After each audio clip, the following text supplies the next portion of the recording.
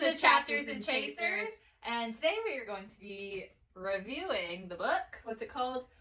Great Big Beautiful Life by Emily Henry. Wait, I'm awkward here. Here, I'll hold it so you can drink. There you go. Well, this book is about two competing journalists who go to write a tell-all basically about this celebrity who's an heiress that disappeared off the face of the planet following the death of her rock star husband. Her rock star husband died. Who was a rock star? Rock star died. There are a couple twists in the story, but overall we're going to tell you our pros and cons. Yeah. Great.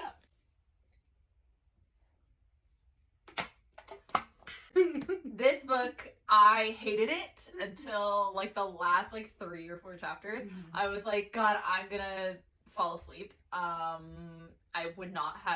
probably wouldn't have finished it if it weren't for y'all. So thank you guys, because I actually enjoyed the ending.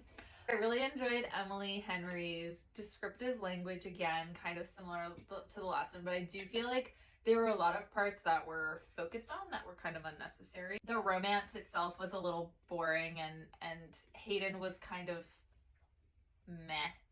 But yeah, overall, I really enjoyed the ending. I actually, if the whole book had been as good as the ending was, I would have given it a really good rating, but I don't know, it wasn't. Yeah. It wasn't. For Emily Henry, this is not my favorite book of hers. I think but it is different compared to her other books.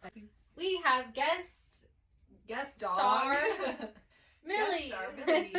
So I think that this book is a good combination of Seven Husbands of Evelyn Hugo and The Things We Leave Unfinished. Yes, and The Things We Leave Unfinished by Rebecca Yarros.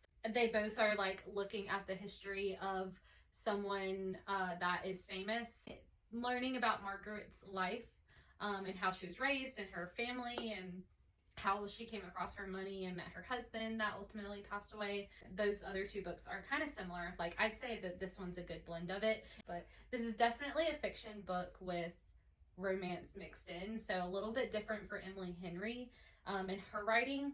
But I do think, like Maddie said, very boring throughout the whole first part of the book. I'd say about 75% in is when it starts to get really good.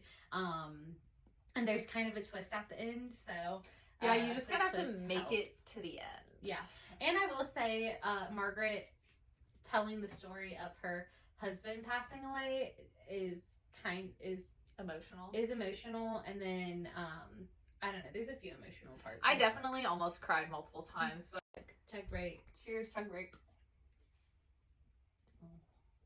That was weak. Would you recommend this book? I would recommend this book to people that like fiction, but if you're looking for romance or Romance heavy book. yeah, if you're looking for a romance heavy book, this is not your book. I personally would recommend this book. I honestly thought the end was good enough. Hayden was boring, but honestly the main character kind of reminded me of myself. And I like yeah. No, because I feel like she's always happy and smiling. Oh, I'm yeah. always happy and smiling. Yeah. The drinking game in this book would be how often Hayden glowers, or she perceives his looks as a glower. What would you rate this book? 3 stars out of 5. 3 stars. 3 Yeah, stars. 3 out of 5. 3 I would say I'd give it a 4 if the ending was kind of drug out a little bit longer. Yeah. Margaret Ives spent too much time explaining her history before she was even born. Yeah, the boring family the history. first half of the book was yeah, I don't history. care about your grandma's grandma's grandma. I don't know. They didn't come up later in the book, so why do I have to know all of that? Yeah, and Margaret says there's a reason why she was telling that part of the story, but there really wasn't a reason. I think it was looped back around. I think it was to talk about Nicolette. Yeah. But she already talked about Nicolette. Or she was being avoidant of talking about Nicolette. Yeah, so maybe it was because she had to talk about the Nicolette, Mm-hmm. the hotel chain or whatever that they bought, so that she could figure out the mystery of why Nicolette was a big deal. I was gonna give it 1 or 2 stars, but because the end was such a good ending, and I actually almost cried. and I'm not a crier. I would definitely, I bumped it up a couple stars because I was like, oh Yeah. I'm happy that I read it, and I'm happy that I made it all the way through. I'm happy I didn't put it down. Yeah, agreed. You Yeah.